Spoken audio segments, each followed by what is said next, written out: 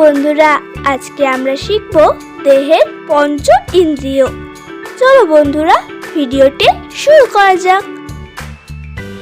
চক্ষু মানে চোখ, কর্ণ মানে কান, নাসিকা মানে নাক, জিহ্বা মানে জিভ, ত্বক মানে চামড়া। এই হলো আমাদের মানব শরীরের পঞ্চ ইন্দ্রিয়। চলো বন্ধুরা, আবারও আমরা প্রথম থেকে শুনি ও শিখি।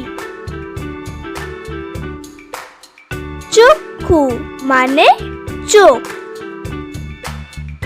কর্ণ মানে কান, নাসিকা মানে নাক,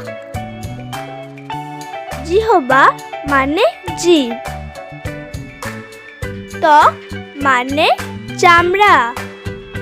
এই হলো আমাদের মানব শরীরের পঞ্চ ইন্দ্রিয়।